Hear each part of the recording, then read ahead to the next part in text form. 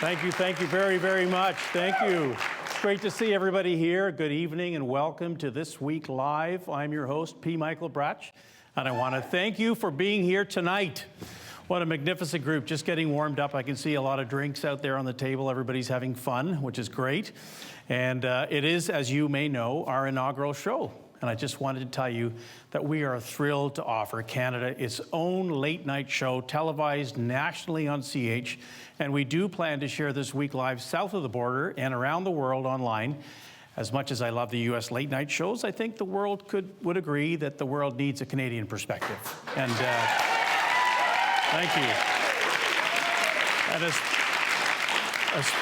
a special shout out to Canadians Lily Singh and Samantha Bee, as well as Jason Jones, who's from my hometown of Hamilton. Come back. All is forgiven. Come back to Canada. It's still yours to discover here.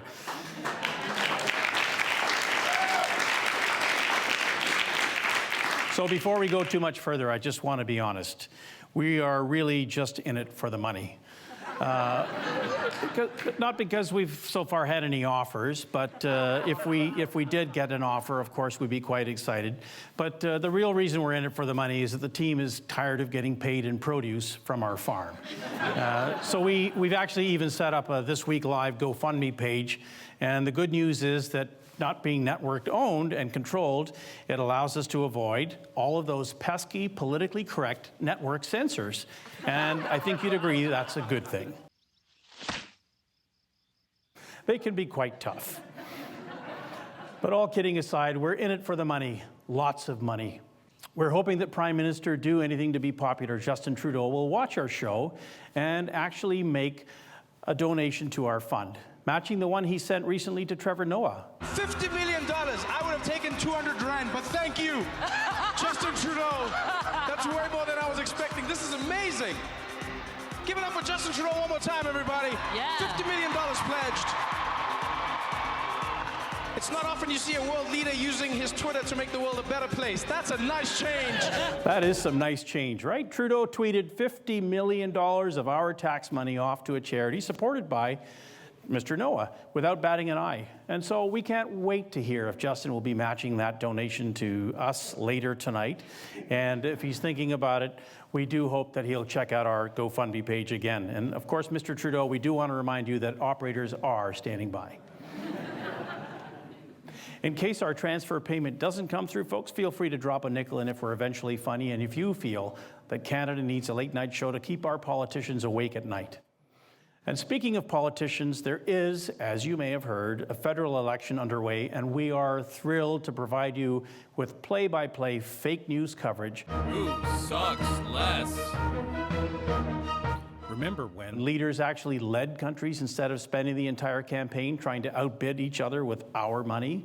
I mean, it's free dental care and free pharmacare and free housing and free everything, rainbows and unicorns everywhere. I mean, who said bribery was dead?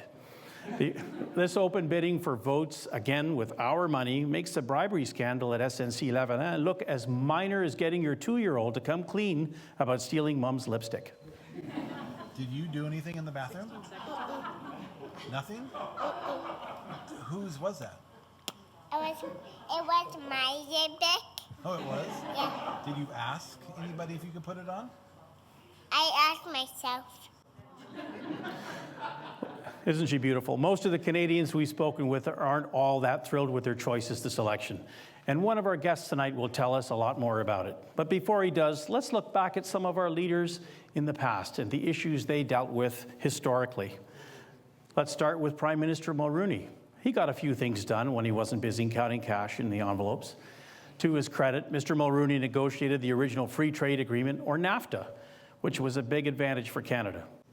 Then we have Jean Chrétien, who simply said in a French-Canadian voice, no, when U.S. President George Bush and then opposition leader Stephen Harper insisted Canada join the Iraq War to get rid of Saddam's weapons of mass destruction, a premise that turned out to be fake news before Trump made fake news fashionable. And according to the Financial Post, Canada's economy was a basket case when Chrétien took over. The federal debt was $600 billion, the annual deficit was $38 billion, And the interest payments alone were $40 billion, or a third of every dollar collected by the government. Chrétien eliminated the annual deficit the next year, started paying down the debt, and grew Canada's economy faster than the rest of the G7, mostly by using his model good looks and his seductive speaking voice to woo foreign investors. Chrétien also made our country safer by personally taking down attackers with the Shawinigan handshake and slugging intruders who entered his home with Inuit artwork, unfortunately an early example of cultural appropriation. Stephen Harper, on the other hand, actually managed to start growing the deficit back before we went into the recession of 2007, but he accomplished a lot more after that. Unfortunately, I can't exactly recall what he did, but what I really can't understand is why in 11 years as Prime Minister, Harper, together with then Minister Jason Kenney, now angry Premier of Alberta, could not get the pipeline built themselves. Did they not put it on a to-do list? Did the to-do list get lost? It's all a mystery. But that was then, and this is now. Let's look at today's contenders clamoring over each other to outlove the middle class. These are the main leaders who want to run a $350 billion a year government in an increasingly crazy world. Our first contestant, Mr. Andrew Scheer. Andrew Scheer is unknown to many Canadians, and for good reason. He's been busy working in the House of Commons since he was about 24 years old. In a bid to look like he has actually done something other than being a politician, it appears that he looks to have lied about being an insurance broker, and then when he was caught, he downgraded that to being an insurance agent before he entered politics. According to the Globe and Mail last weekend, Scheer's private sector experience is scant. In official bios, such as the one on his Facebook page, Mr. Scheer is said to have been an insurance broker before entering public life. His office said he was an insurance agent. In fact, he was not. In fact, the Globe and Mail found no record he'd ever received the license required by law to work as an insurance agent or broker in Saskatchewan. On the party's website, Scheer says he's a licensed insurance broker and makes it a big part of his political brand when describing his humble roots in Saskatchewan. Take a listen. Got a job in an insurance office as a broker, and next thing you know, I put my hat in the ring in the 2004 election. But the Globe and Mail revealed he never got his full license. So today, Scheer tried to explain himself. When I was 24, working in an insurance office, I received my accreditation under the Canadian Accredited Insurance Broker Program for general insurance, and I left before obtaining the full license, but I did receive that accreditation for general insurance, and I worked in that office. Now, it's a tough walk back for a party running these attack ads questioning Justin Trudeau's work experience. Justin Trudeau, he's not as advertised. Now, I don't know about you, but if I was to lie about what I did for a living before I entered politics, I might not pick being an insurance salesman as my top choice. Help me out, maybe even an architect. On the party's website, Scheer says he's a licensed insurance broker. What do you do? I'm an architect. He's into architecture. Hey, just like you pretend to be. Got a job in an insurance office. Architect. Let me be the architect. I can do it. Frankly, compared to Mr. Scheer's only other job, being a low-level insurance gopher seems decently respectable. According to the Globe and Mail, Scheer left his insurance firm to work as a constituency aide for Canadian Alliance MP Larry Spencer. He was kicked out of the party in November 2003 after calling for homosexuality to be criminalized. Even after Burn Them at the Stake MP was kicked out of the Reform Conservative Party, Mr. Scheer continued to work in his office for months. I guess he was waiting for his annual review. According to the Huffington Post, Larry Spencer in September stated that Andrew Scheer agreed with his bid to get homosexuality outlawed, which Scheer's campaign denies. They cannot, therefore, be married. How many legs would a dog have if you counted the tail as a leg? The answer is just 4. Just because you call a tail a leg doesn't make it a leg. Yeah, you got to watch out for the dog-leg right. While Mr. Scheer may or may not agree with the majority of Canadians on LGBTQ rights, he still understands what it's like to struggle, at least financially. Andrew Scheer has been scraping by as an MP, earning just $140,000 per year, some of it tax-free since he was 25. Imagine the horror of making just twice what the average Canadian makes, let alone when you're just 25. Today, after earning some $2.4 million in taxpayer money over the last 15 years, Scheer is paid a princely $264,000 a year, which makes regular working man Andrew Scheer a bona fide 1%er. I guess it makes sense given his real-life experience and why he's now ready to lead. He lives rent-free in a taxpayer-funded 34-room mansion with a chef, a chauffeur, and household manager. But he still needs a little bit of help cleaning his face. And this isn't a hidden camera. The campaign team released that video because they thought it would actually help him get elected. So with no real-life experience other than padding his insurance resume and doing his small part to recriminalize homosexuality, Andrew Scheer thinks he's finally ready. Now, turning to Mr. Trudeau, Mr. Trust Fund Trudeau. He's just wrapped up 4 glorious years as our Prime Minister, or what Canadians are calling the apology tour. I mean, why bother being a country builder when you can focus on the past? Canadians were known for saying sorry too much before, and Justin has taken it to a new level, according to the BBC. According to the Hill Times, half of Canadians agree Trudeau apologizes too much. Ironically, he's been crisscrossing the country, saying sorry to most of the people he has apologized to, and been sending checks, and sadly, many of them are still angry with him. So it may take some re-apologizing. Meanwhile, his dark secret, if we can call it that, is finally out. Where Andrew Scheer needs help getting stuff off of his face, Justin Trudeau needs help getting stuff on his face. But it does look like the Liberals picked the right slogan, doesn't it?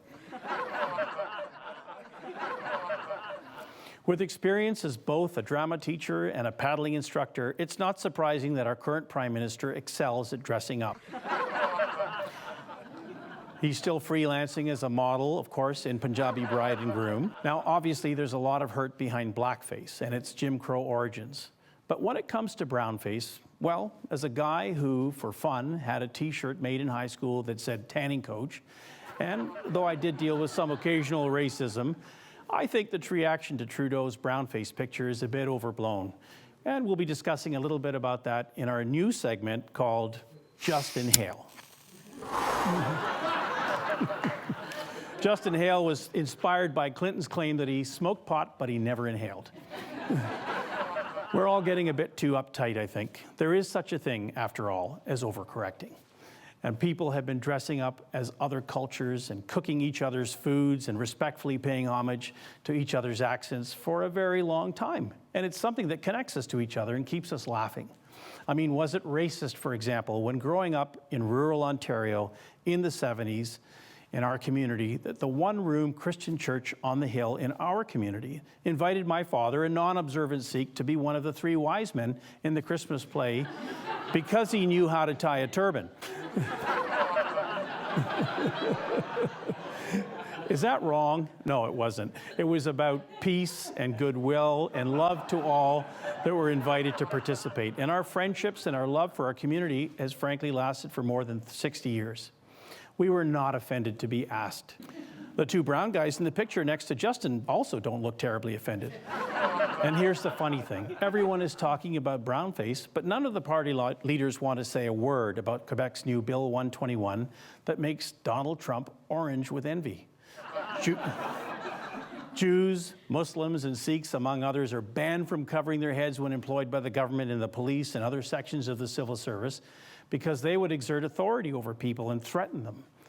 In fact, Jagmeet is so desperate to get votes in Quebec that his French language commercial shows him without his turban or his bad hat, which is now outlawed at Quebec service and where he goes by NDP leader Maharishi Mahesh Yogi. Meanwhile, it's interesting to see what the National Post's Andrew Coyne had to say. All 3 federal leaders, he said, have capitulated on Quebec's Bill 21, and to our shame, we let them. The bill for many observant persons, particularly Orthodox Jews, Muslims, and Sikhs, amounts to a religious hiring bar, like posting a sign saying that for jobs in Quebec's extensive civil service, Muslims and Sikhs and Jews need not apply. Existing staff, fortunately, are grandfathered, but they cannot be promoted. And because it's 2019 in Quebec. Good hat, bad hat. Funny enough, even go big or go home, Texas can handle different hats. Last week, Texas Police Lieutenant Sandeep Singh Dhaliwal was tragically slain on the job working in Houston at a traffic stop. Americans are now mourning his death, And even Republican Senator Ted Cruz, one of Trump's besties, said the state was mourning a hero. Maybe Quebec can learn a bit about tolerance from Texas. And now for our third candidate, Jagmeet Singh. Leader of the NDP is trying to convince voters that he understands the middle class. This is made a bit rich, given that he shows up wearing suits and watches that are worth more than some people's cars. Jagmeet got off to a bad start when 14 NDP candidates from the New Brunswick NDP team announced that they were joining the federal Green Party after growing tired of waiting for Singh to even visit the province once in the 2 years since he was elected leader of the NDP. Now that's discrimination. We've got a great show for you tonight. Appearing in place of my 82-year-old mother, our first guest is Stephen LeDrew, national political columnist with the National Post, whose insight into this crazy world I think you're going to love. And following him, Darryl Bricker, CEO of Ipsos, which is one of the world's leading pollsters. He will tell us what Canadians are really feeling.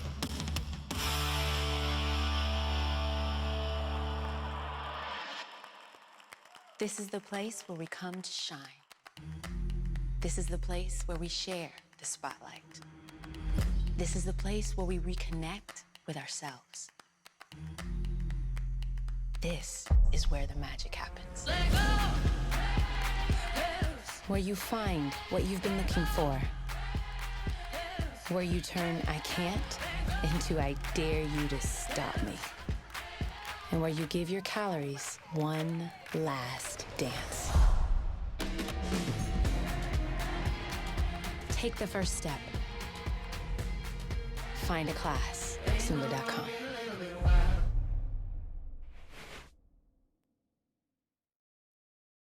Mercedes-Benz Burlington is more than a dealership. We're a community-driven institution backed by unmatched service and on-site luxury amenities. Visit our spa, golf simulator, cafe, and more. The quantum experience begins when we hand you the key. I was living my dream and had a happy life. One day, everything changed. I was overwhelmed with chronic pain and depression, and I was struggling to get my disability benefits. All I wanted was the assurance of my insurance company that I would get paid, but they didn't. We decided to approach a trusted law firm in the community. Thanks to Kotek Law. Not only did I get my long-term disability settlement in no time, I got my confidence back to carry on with life, too. We are your trusted disability lawyers at Kotek Law. We will fight to ensure that you get the benefits you deserve. I'm Scott McGilvery. Selling a home can be complicated. In Hamilton and Burlington, I trust Michael St. Jean to get you top dollar. He guarantees to sell your home in 30 days, or you keep the commission. Call today for your free home evaluation.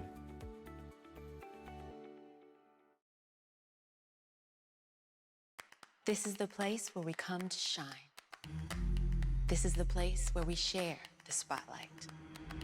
This is the place where we reconnect with ourselves. This is where the magic happens. Where you find what you've been looking for. Where you turn I can't into I dare you to stop me.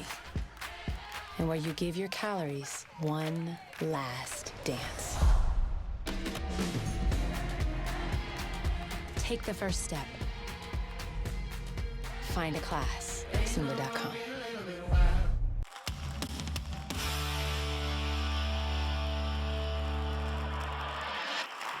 Welcome back. Thank you very much. Welcome back. We once lived in simpler times. We had cassette tapes for music. People had home phones with party lines sometimes. And we actually watched TV on televisions. Flying was simpler too. Remember when automatic pilot on planes was a simple thing?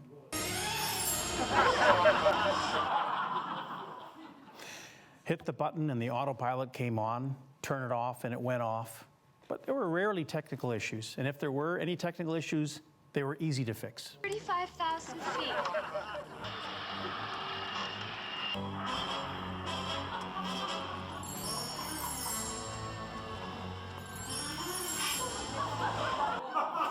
And everyone was happy.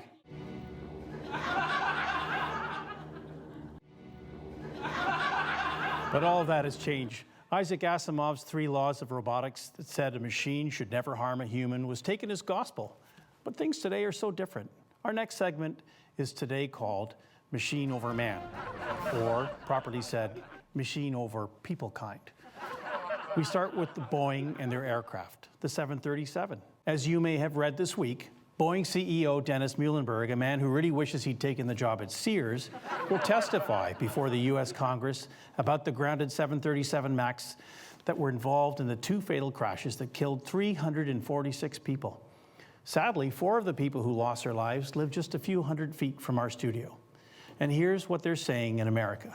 According to the New York Times, in a tacit acknowledgement of the system's problems, Boeing is expected to propose a software update that would give pilots more control over the system and make it less likely to trigger erroneously, according to 3 people who spoke on the condition of anonymity to describe the private meetings. Software update that would give pilots more control over the system? Now, I'm no genius, and I did not attend flying school in my years as a Royal Canadian Air Cadet and as a reserve instructor at CFB Cold Lake, but let me start with one suggestion. Let the pilots decide if we want to go up or down.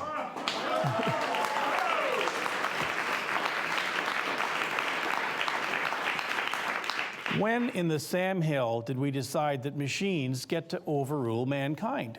Peoplekind again. But when did we decide that? When did we decide to overrule trained pilots? Commercial airline pilots spend years training to fly, only to have some snooty computers decide to plunge their aircraft into the earth because it thinks we need to do that. The New York Times went on to say, if pilots don't act hastily enough, attempts to disable the system can be too late. In the Lion Air crash, pilots used the thumb switch more than 24 times to try to override the system. The system kept engaging nonetheless, most likely because of bad readings from a sensor, until the plane crashed tragically into the sea, killing all the people on board. I don't want to hear any more about angle of attack sensors and cockpit training and new software. I want a giant autopilot off button in the cockpit. And that essentially tells the computer to go screw itself because after 10 years of flight school, the pilot knows which way's up.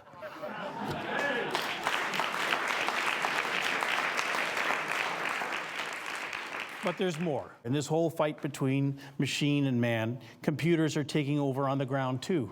A major Canadian drugstore chain is deploying pill-counting robots that eliminate pharmacy tech jobs. And to add insult to injury, the outgoing pharmacy tech has to train the robot to do its job before leaving. But it gets worse. Now people aren't just being replaced by robots, they're actually being managed and fired by them. Machines at one of the world's largest companies are now deciding who to fire and even automatically sending them a termination notice. You are terminated. Amazon fires hundreds via a computer algorithm that, according to The Verge, in uncovered documents from Amazon showing that they are using computers to warn and then fire warehouse workers based on their productivity. Amazon's system tracks the rates of each individual associate's productivity and automatically generates any warnings or terminations regarding quality or productivity without input from human supervisors. The article goes on to say that firing people is hard. Putting people on performance improvement plans is easier, but still quite difficult. This helps take the emotion out of the situation. Because of the automated nature, you can eliminate the hemming and hawing that often comes with the decision to speak to an employee about her performance. Well, what's next? Machines that end relationships with, "I'm sorry, you continue to leave the lid up, you're terminated." Or "Don't let the door hit your ass on the way out." The computerized bed decides your marriage is over because of inactivity. Folks, when we return, our guest is Mr. Stephen LeDrew, Canada's colorful commentator who's never at a loss for words, and is here to chat about a country he loves, Canada. And I look forward to it. I hope you'll stay with us.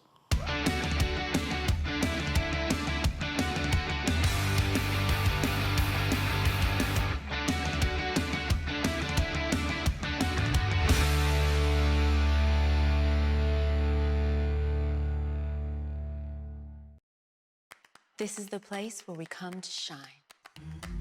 This is the place where we share the spotlight. This is the place where we reconnect with ourselves. This is where the magic happens. Where you find what you've been looking for. Where you turn "I can't" into "I dare you to stop me." and where you give your calories one last dance. Take the first step. Find a class at Zumba.com.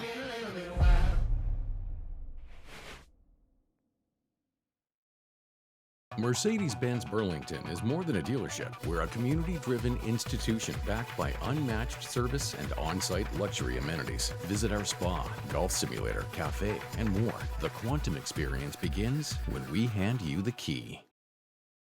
I was living my dream and had a happy life. One day, everything changed. I was overwhelmed with chronic pain and depression. And I was struggling to get my disability benefits. All I wanted was the assurance of my insurance company that I would get paid. But they didn't. We decided to approach a trusted law firm in the community. Thanks to Kotek Law. Not only did I get my long-term disability settlement in no time, I got my confidence back to carry on with life, too. We are your trusted disability lawyers at Kotek Law. We will fight to ensure that you get the benefits you deserve. I'm Scott McGilvery. Selling a home can be complicated. In Hamilton and Burlington, I trust Michael St. Jean to get you top dollar. He guarantees to sell your home in 30 days, or you keep the commission. Call today for your free home evaluation. This is the place where we come to shine. This is the place where we share the spotlight. This is the place where we reconnect with ourselves. This is where the magic happens. Where you find what you've been looking for. Where you turn I can't into I dare you to stop me. And where you give your calories one last dance. Take the first step. Find a class at Zumba.com.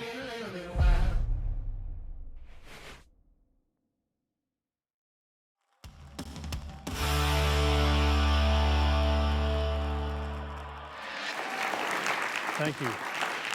Thank you so much. Welcome back. Our first guest ever on our show is a noted Toronto journalist who appears on video on the front page of the National Post almost every day. He's a longtime political commentator, a lawyer, a former president of the Liberal Party of Canada, and most importantly of all, a very proud grandfather. Please welcome Mr. Stephen LeDrew. Hello, Michael. Hello, sir. How are you? Thank you so much for joining us. Thank you so much. Thank you. Thank you for being our first guest. Do you want distance between us? I don't require it any longer. That's all expired now. So you can sit. You can sit closer. Thank you. This is very nice and comfortable. Like so congratulations. Thank you so much. You're going to piss a lot of people off in Canada, you know. Well, it's my duty. It's not a Canadian thing to do. It's not to good. start something new. It's to be an entrepreneur, and especially, you know, it's not a network. Right. Yes. So you can say what you want. I can. I have some experience in that. You know? You're the master of it. Well, no. Great. I mean, you're going to be the master of it now. But I think this is fabulous. And I understand that's not always going to be politics on your show. No, absolutely not. I mean, we're going to poke fun at everybody? We're going to poke. We're an equal opportunity show. I think you saw that earlier on. I mean, we're going to be going after absolutely everybody, but also welcoming a lot of great entertainers and guests, and hopefully There's a lot of talents in Canada. There is. There's a ton of And we're seeing some new ones tonight. There is. Yeah. You're going to see that tonight. Thank you very much. I hope you enjoy it. I think it's fabulous. I've been watching with the audience, and I think you've done a terrific job, and it'll just get better. So, thank you. As well, though, as you said at the outset, you know, to poke fun at some of the Canadian politicians, and in this election, which is probably one of the worst elections we've ever seen. Yeah, that's what the polls say. Well, polls say, but you said it. I said it. Your audience said that. Yeah, they did. They did. So it's boring. Yeah. Why do you think it's what happened? Well, I think that Trudeau was a Facebook prime minister. The last election 4 years ago, check off. Yeah, like him. Right. Why? Because he was promising everything. And now we realize that he can't deliver on those promises. And so a lot of people say, well, no, not you. Then they look at the alternatives, and your friend with the $25,000 watch is not getting a lot of steam. Yep. And nice glasses, by the way. Thank you very much. I like yours as well. And we want let people know, though, that we didn't have any designers. That you're going to do the Paris blue. That's right. And I was going to do the Paris red. And we got the chairs to match you. Well, that's true. But you know great. what? I probably should have worn blue for these. Yeah. I didn't know about that, but no problem. It's working. In any event, and so where's Andrew Scheer? He's a very decent guy. Yes. As you said, his wife was taking the stuff off his face. Yes, he is very neat. He's very neat. Yeah. But he's a family guy. He is. And so why isn't he getting traction? Yeah, I mean, I think that's the question. I mean, a lot of people really don't know who he is, I find. And so if you invite him on? I am inviting him. We are inviting him. In fact, all three of the leaders have been invited. And what about Elizabeth, though? We had to launch a show. She's there. Canada's Lorax deserves to be here. we want her here. We want her here. So she should be on, though. Yeah. I mean, that would be terrific. Yeah. To have them all on. Then Canadians can know, really, through the unfiltered media, because you're not filtered, are you? We are 100%. Clearly you're not. We're clearly not. No, exactly. So no, I mean they'll try and beep us, but no, I think it's great. There are a lot. The networks have done a great job. They've had a lot of great shows. But you know, I miss the days. I miss the days of from the comedic perspective of Wayne and Schuster and of all the other great comedians that came out of this area. How old are you? Well, Wayne and Schuster. Well, I mean, some people. There's a woman over there. She doesn't know who Wayne and Schuster is. Well, yeah, but she can't hear. Actually, she's quite old. But that woman with the red glasses over there can't hear. Oh, right. She's doing very well for someone who can't hear. Yeah. No, she's quite with it, and as am I some days. But clearly you are today. No, I'm trying. And you're doing a great job of it. Thank you so much. Yes, but it's great. No, I miss the great comedians. It seems that things have become a bit homogenized, and I think we need to stir it up a bit. I can say that. Hey, listen, I grew up bailing hay on a dairy. back there checking this out, you know. I worked on a dairy farm. I can say it. It's, and did you milk cows by hand or by machine? Mostly goats. In fact, my sister. Good goat will do that. A good goat is great. And at my sister's wedding, as an alternative to having the bride and groom kiss, in order for, we actually, if you wanted the bride and groom to kiss, you had to go outside and milk a goat. And that's a true story. It was held at a farm, so it was a little easier. It's not something you do downtown here in Toronto. I hope you had more than one goat. We just had the one. Damn goat. Yeah, and she also was on the show afterwards. She was a little tired afterwards. No, she was great. She was a great sport. Is that really a tradition? It isn't, but you made that. We did, and actually, and I must say, by the way, is she here tonight? If she's not here, she couldn't. I understand why not. No, I understand. That's right. My brother's having a show. He's not talking about me and the goats. That's right. No. The kissing days are over anyway, so she's... they've been married more than 2 years? That's right. Longer than 2 years. Yeah, and you have grandchildren. We should talk about that quickly, I have 10 grandchildren. 10? Yeah. My goodness. Well, my parents were Newfies. Wow. You know what I mean? Isn't that great? Right. You didn't marry into them. You actually have... No, I have 10 grandchildren. Wow, I have lots of kids and mates. Good for you. You're a and, lucky man. Kids and mates, and they make grandchildren. But as I said, my parents were from Newfoundland. Beautiful. And you know what they say from people in Newfoundland. You fish and you do other things. It's cold. They make a lot of kids. It's very cold there. I do know that. You know that Jugmeat was from down there, too. Oh, it's amazing. Before he went to Windsor. That's right. Yeah, that's right. And before he became the big shot lawyer. Yes. And the NDP. Why do you think a guy like that, so successful, so driven, became a communist? Why, really? I mean, a lot of people here think the NDP are over the left. There's one guy there nodding his head vigorously, saying, Yeah. Like, is it because of the success? I don't know. I mean, maybe it was the opportunity to be a leader of a party, and that was the party. Yeah. Do you think he would be doing better if he was the leader of the Conservative Party? Or would the Conservatives be doing better? Yeah. You know what? I think the Conservatives probably would have welcomed him just as they've welcomed Andrew Scheer. I don't think there's any reason that they wouldn't have. But at the end of the day, my question to you would be, are any of these guys actually putting out any decent policy beyond just, have this and have that, and are they getting ready to build a country? You mentioned that in your monologue. It just seems that we need a new style of politics, not just politicians. Instead of people saying by polls, well, if I say we're going to give you this and this and this and this, I'll get your votes. And why are they suckers for that, I wonder? Yeah. Because they know that the guy's not going to give it to them, or woman. And it's their money. So, therefore, Scheer should win because he's saying, keep more of your money. Don't give it to the government to spend it. You can keep more yourself. Yeah. And you're a believer in that. I believe in keeping money, but at the end of the day, wait a second. How can you believe that when you're putting on this show? You have all these camera people, all the wonderful talent in the back. You have a lawyer here to make sure that we don't say rude things. I know. It's terrible. And so we pay them in produce. I told you. I mean, it's the honest truth. Cucumbers and squash. And no goats. Yeah, no goats. No. We are having fun. But listen, before we go on any further, we have to take a quick break. And then maybe we can come back and talk more about our great country. There's a boss. She's telling me. I'll be glad to That's do what that. She says. Thank you very much. We'll be right back with Stephen LeDrew.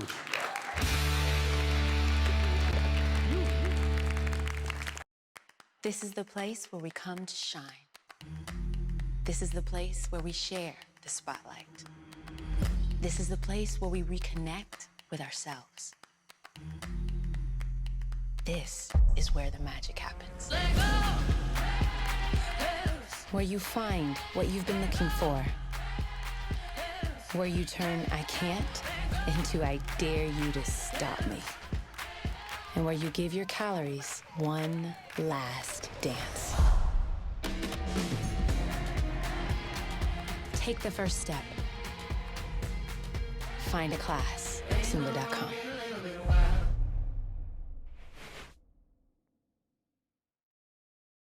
Mercedes-Benz Burlington is more than a dealership. We're a community-driven institution backed by unmatched service and on-site luxury amenities. Visit our spa, golf simulator, cafe, and more. The quantum experience begins when we hand you the key. I was living my dream and had a happy life. One day, everything changed. I was overwhelmed with chronic pain and depression. And I was struggling to get my disability benefits. All I wanted was the assurance of my insurance company that I would get paid.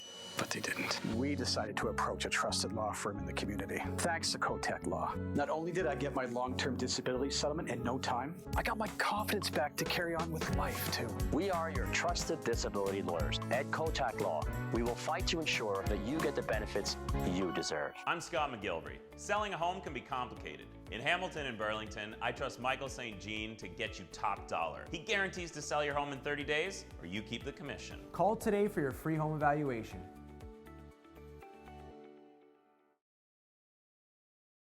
This is the place where we come to shine. This is the place where we share the spotlight. This is the place where we reconnect with ourselves. This is where the magic happens. Where you find what you've been looking for. Where you turn I can't into I dare you to stop me. And where you give your calories one last dance. Take the first step. Find a class at Zumba.com.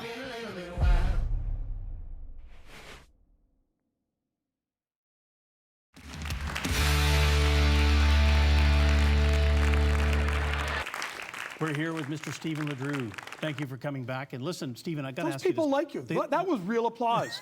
That was real applause. And I don't have 10 grandchildren to come out and support me. You know, No, I know that's why I had to have 10 because need the support. That's great. You are supported. You know that Mr. Kretchen doesn't applaud me anymore. Oh no, that's that's the way it goes with him.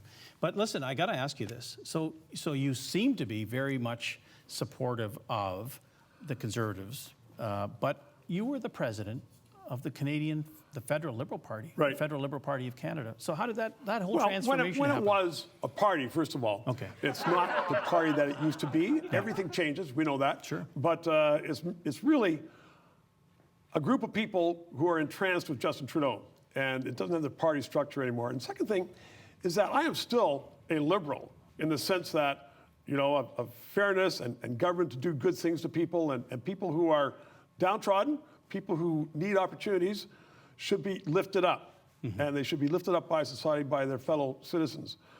I'm not a fan of stupid spending.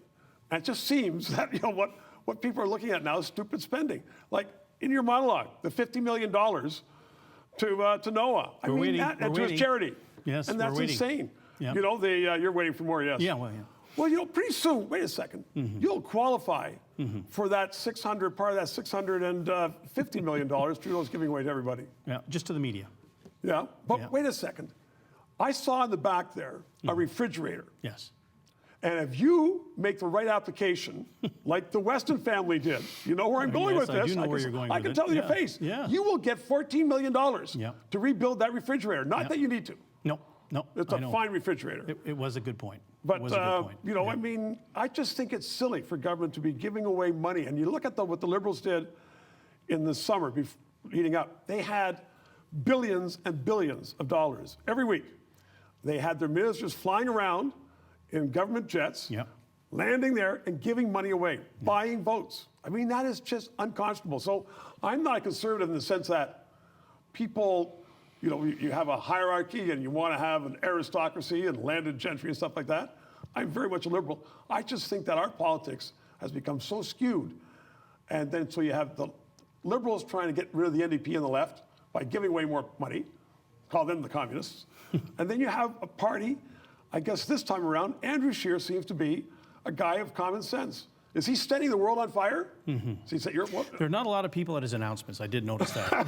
He tends to do them in empty halls or in barbershops where nobody's paying attention. We're going to pick that up later. I don't know anything about barbershops, as you can imagine. No, but yeah, for a long time. I'll try and describe it for you. It's, maybe I should grow a beard like you. You can do that. You can do that, or a mustache. But he sensitive on the mustache, okay? He will. I don't know what's going to happen in this election. I think that most Canadians are sopping this up. They're going to be watching your show. They're going to be talking about what Mr. Trudeau has done. A gentleman on the street the other day said that Trudeau has embarrassed him. And no one likes to be embarrassed.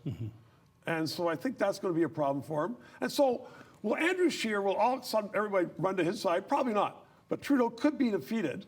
And then by virtue of the way our government works, Scheer would be prime minister. One of the worst things, I think, would be to have a minority government with Mr. Trudeau as prime minister, and then have the NDP and the Greens bolstering him up, because he's going to be spending a fortune of everybody's money on silly things to get the NDP vote. And he'll undoubtedly be saying, vote strategically and don't let that happen. Let me ask you this. You can ask me anything. Thank you so much. It's your show. And you're higher than I am. I'm just down here in the corner. Where were you on the night of... No, the question I wanted to ask you was that, you know, we've got the three main party leaders, no disrespect to the others, but... You're going to get a lot of emails on that one. Well, that's great. One time in one of my videos, I said, the four leaders and then the half leader. And everybody, not the half leader. Oh, yes. I got a lot of people angry saying he's got a full party. Well, this is the question. Okay. So the, the system is set up to, allow for new parties to be launched. Right. But then when it comes time, and I'm not saying that he's particularly popular, but when Maxime Bernier assembles 350 candidates, perhaps across the country, and he's not permitted to participate in the all candidates debate, is that right? And does that stifle the creation of new political parties? There has to be a threshold that you have to make. Right. Because otherwise you're going to have debates like they have in the Democratic Party of the States. We have 20 candidates. And that's just silly. Yeah. And so we don't want to have, 5, well, I guess we do have 5, but we don't want to have 7 or 8. We have 6. The BQ may be bigger than the NDP. They could be, but I mean, for the rest of Canada, they're irrelevant. They are. And so we don't want to have all those people just crowding in and sucking up all the time, because they aren't going to get anywhere. Yeah. So you need mainstream politics. That's the way it is. Yeah. Otherwise, we're going to be like some of the countries with, and you mentioned Andrew Coyne, and proportional representation. They're going to say, well, we're going to have people with 2 or 3 MPs holding the rest of the government to ransom. Yeah. And you think you see spending now, the spending will be out of everybody's mind. We're going to see how they vote. Absolutely. And none of your grandchildren are voting yet? Not yet. Well, I want to ask you about your show. Please. So you said it's not just politics. Yeah. Who are the other future victims of your show? I treated him so nicely. No, I'm not saying I've been victimized. Yeah. But there's a few leaders. Yeah. Now, what about Wayne and Schuster? Wayne and Schuster? They're unavailable for comment. Okay. What about our entertainment business? We're going to go after it. Yeah. No, we're looking forward to welcoming artists from Canada and from the U.S. and from the world. And you're not always going to skewer them. You're going to showcase. Never. Never? No, we want to. You have a bite. I know you. Yeah. You have a bit of a bite to you sometimes. A little bit. Yeah. But no, we will be nice. We will be nice. We promise. But before you go. Am I leaving now? I have my time up. Bring it on the go.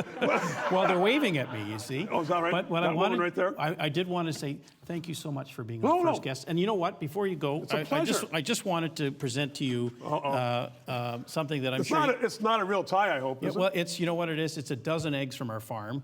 With the This Week Live. I actually, and we want to thank you for coming. Yeah. We took it out of his pay. We actually took it out of his pay because he was supposed to get the dozen eggs for working this week. Yeah, the guy with the beard running the camera. But we want to thank you. This is from our family, from our farm, and wait a second. They're homegrown. Yeah, there should be. So there's 10 there. 12 in for fact. the kids, Yeah. and 2 for me. No, that's right. That's right. Yeah, but you come visit the farm and bring the kids, and we'll give you more, and you can pick them yourselves. Pick the eggs? Is that what you do with eggs? Absolutely. I thought you gathered eggs. You are not a real farmer, are you? I have. You are. Look at me. You are. Look at me. I have people. I have people. You have people that do that now? They're in the back row. Okay. They're in the back row. Thank you so much Pleasure. for joining us. Thank you. Always great. Ladies and gentlemen, thank you, Stephen LeDrew. Thank you so much. Wonderful. Good.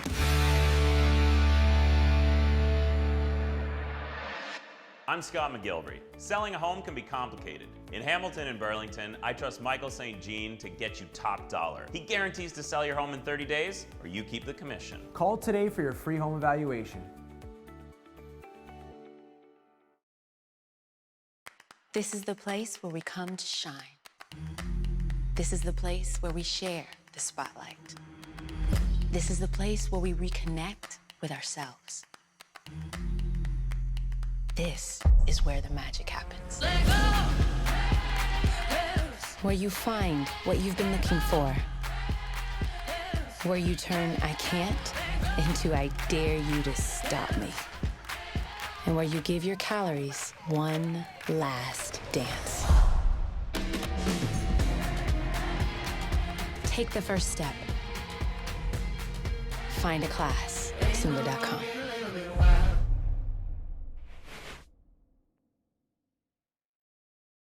Mercedes-Benz Burlington is more than a dealership. We're a community-driven institution backed by unmatched service and on-site luxury amenities. Visit our spa, golf simulator, cafe, and more. The quantum experience begins when we hand you the key. I was living my dream and had a happy life. One day, everything changed. I was overwhelmed with chronic pain and depression. And I was struggling to get my disability benefits. All I wanted was the assurance of my insurance company that I would get paid.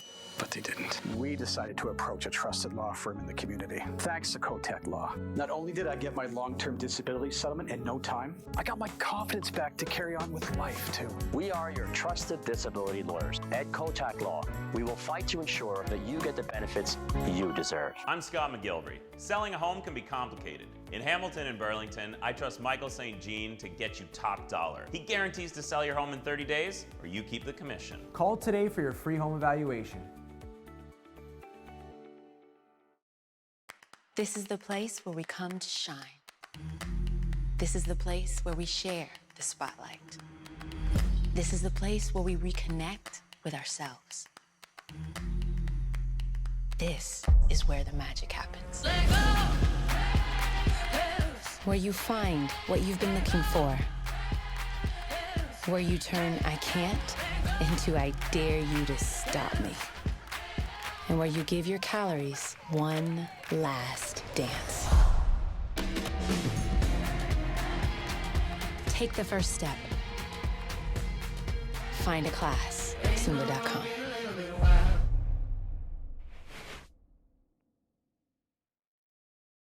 Mercedes-Benz Burlington is more than a dealership. We're a community-driven institution backed by unmatched service and on-site luxury amenities. Visit our spa, golf simulator, cafe, and more. The quantum experience begins when we hand you the key.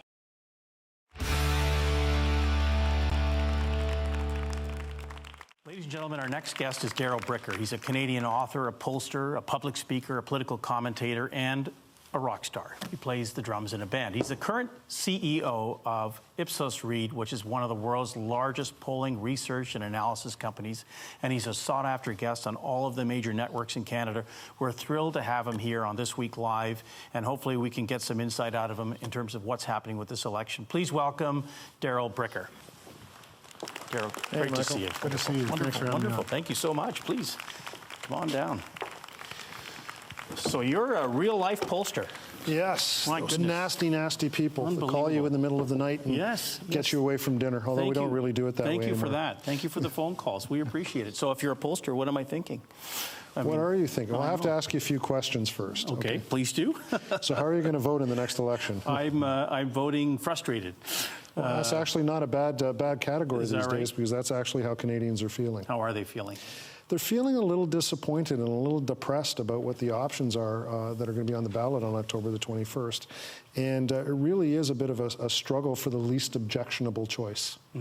Okay, so there, you know, it kind of speaks to our topic that we do on our show called "Who Sucks Less" in terms of the party leader. So is it a bit of a race like that? Is that what you're seeing out there? Well, it didn't start that way. I mean, if we go back to 2015, Justin Trudeau was the biggest rock star we've had in Canadian politics since his father. Yes. And you would have figured that by the time we were rolling into this election campaign that he would be in the same position, but he's clearly not. Yes. It's been a rough 4 years for him, and especially the last year has been difficult. Yeah. And as a result, what we find ourselves in the midst of right now is no longer sunny days but stormy clouds. Yeah, yeah. And the black face, brown face thing obviously caught him off guard, caught the public off of guard. Obviously, he was aware of it. Has that had an impact on his positioning? Well, it really has. I mean, one of the things that the Liberal Party was trying to do was contrast themselves with the opposition parties on the area of tolerance, and particularly the Conservative Party, their main opponents in this campaign. So now every time they go out and talk about the intolerance of the Conservatives, all they have to do is hold up a picture and say, "Hey, look at this." Yeah. And it's really hard to to stand on a mountain of virtue when you're when you're stuck in this kind of situation. But you're a political commentator as well as a pollster, and you know, aren't there a lot of things that we could be talking about with respect to the other leaders? With respect to, you know, religious or discrimination, intolerance and discrimination? Are there not a lot of kind of skeletons in the other closets as well? Well, so far not so. I mean, that's the interesting thing. The only one that's really come out, and to any significant degree, has been associated with Justin Trudeau. There's been a lot of conversation, particularly by the Liberals, about the intolerance of the Conservative Party, whether or not, for example, they're supportive of a woman's right to choose, what Andrew Scheer, the leader of the Conservative Party in particular, thinks about gay marriage. Yes. So there's been some other things that have been rattling around, but nothing that's blotted out the sun like we're seeing right now with the events of the last couple of weeks. Yeah, yeah, no, that's amazing. Now, are any of them fit to run a $350 billion government organization? You know, if you travel around as much as I do and you run into as many CEOs as I do and talk to as many political leaders as I have the good fortune of speaking to, you realize that nobody really knows what the heck is going on. So everybody tries to figure it out once they get in there. They're all faking it a little bit. But I'm sure, you know, we have a very strong public service in Canada. You know, we have experienced people that are members of the caucus for either the Conservatives or the Liberals in particular who've just been in government. So I'm sure that they'll find a way to figure it out. But there's nobody right now in Canada that's really excited about this election, other than the people who are probably running in it.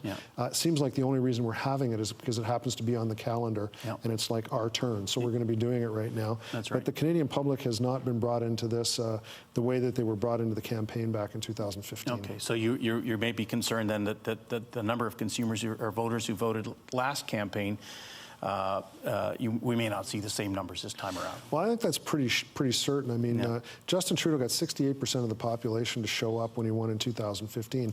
In 2011, Stephen Harper only got 60% to show up. Okay. Harper won a significant majority with his 60%. Trudeau won a significant majority with his 68%. But if it would have been 60, it's very likely that Stephen Harper would have been able to hold Justin Trudeau a minority, or maybe even won it. So really, what the Liberals need is not just you know, what they've got today. They've got to increase the amount of momentum behind voting for the Liberal Party. They have to increase the level of enthusiasm, and they have to push it back up towards 68. That's going to be the biggest challenge they're facing. And what I say that is they're running against the apathy party. So there's another party that's not on the ballot that could be very significant in this election. That's the apathy party. We need a logo for that. Yeah, we can work on that. Get the graphics team on that. We need to. Yeah. So that's a big trend. And what about the flip side of it? They're all pretending to be the best friends of the middle class. I mean, are they pulling it off? Well, if you ask the middle class, they're somewhat confused on this. So the big issue for the middle class in this election campaign is affordability. It's the only major issue of the top 10 in which the Conservatives and the Liberals are actually tied. So we're seeing a lot of conversation about things like, you know, transit tax breaks, you know, different types of bigger income tax breaks that are being offered up by both the Conservatives and the Liberal Party. Everybody's talking about the middle class. So right now what we're experiencing is a bidding war over the middle class. Yeah, it looks like it, and it doesn't look like they necessarily have the budgets to fund all these things. It looks like it's a lot of deficit funding. Yeah, well, and that is the ongoing question here. Now, the Conservatives have a different view of whether or not deficit is a sin or a benefit than what the Liberals have. So basically how Canadians feel about deficits is one of the things that the public did not buy into when they voted for Justin Trudeau. Right. If you ask people today whether a higher deficit or a lower deficit is a better thing, very strong majority says that a lower deficit is a better thing. Yeah. Now, that makes it somewhat confusing for the Liberals' position when they come forward and they talk about the deficit, and it presents an easy target for the Conservatives to go after. Right. Well, listen, I found an article that you had written in which you said this great quote, and I'm going to replay it for you if I could. In an era of hot cognition of tribalism with dog whistles everywhere, good public policy on the Acropolis has become about as relevant as the Acropolis itself. I first want to ask you, were you smoking anything when you wrote that? Because that's quite the comment. I had my hookah, and I was sitting there like the caterpillar. You were there. This is how we divine the future. This is how my little brain works. It just comes up with these things. I love it. Well, I will argue about little. But maybe you can break it down for me. An era of hot cognition of tribalism with dog whistles. What does all that mean?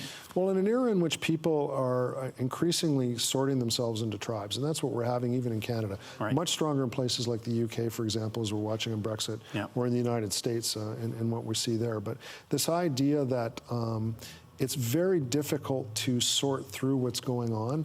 Everything's becoming so complicated in this world of social media. So much information coming out, including fake news, which people talk a lot about these days. So what they do is they revert to personalities, in particular. Who do I trust and who don't I trust? Right. And brands, like for example, party brands. Which brands do I trust and which brands do I not trust? Which do I affiliate myself with? Which do I become more comfortable with? And that's really what the tribalism is. So they're not sitting there talking about the content of the tax code and how it's going to change. No. It's more about, when I look at that person and they're talking to me, can I trust them because of who they are and what they represent? Right. That's what it's really about. Right. And do people have time to sort through all this kind of stuff, or is that part of the problem? Michael, that's exactly part of the problem. Okay. It's exactly part of the problem. And it's the way, as human beings, we think fast. We think with our emotions. Right. And an emotional connection to somebody is more important than an intellectual connection. Okay. So sometimes they're not drilling down into the issues. All of us, we're bombarded with social media and all the rest of it. We barely have time to watch network news anymore. That's an issue. Yeah, I mean, we don't go into the voting booth carrying all the party platforms under our arms with a highlighter and a calculator. That's not how it works. Yeah. A lot of us, in fact, in our surveys, about 10% of the population who vote on Election Day won't make up their mind until they go into the voting booth. Right. So it makes my life very difficult as a pollster because I'm supposed to be able to predict these things. That's but right. I know what I'm dealing with is the world of hot cognition, dog whistles, emotions, those kinds of things. Yeah, amazing. Now, the book, you're working on a new book. Tell us about it. Well, it's called Next. It's going to be out with HarperCollins in March of 2020. Right. And it's my first book I've written by myself. I usually co-author with other people, but I wrote this one by myself. Yeah. And really what it's about is how the country you think you know is not the country that we are and the country that we're becoming. And the big focus of it is on a couple of things. First of all, we're becoming much more multicultural, and what does that mean? We're becoming much more urban dwellers, and what does that mean? We're becoming a much older population, and how is that going to affect everything from politics to commerce? And we're becoming a much more Western Pacific-oriented country than we were in the past. I see. If you're interested in that, this is the book for you. No, that's great. I love it. And listen, we'd love to have you back. Daryl, thank you so much for your insight. We look forward to having you back. Thank you very much. And we'll be looking forward to hearing the band as well.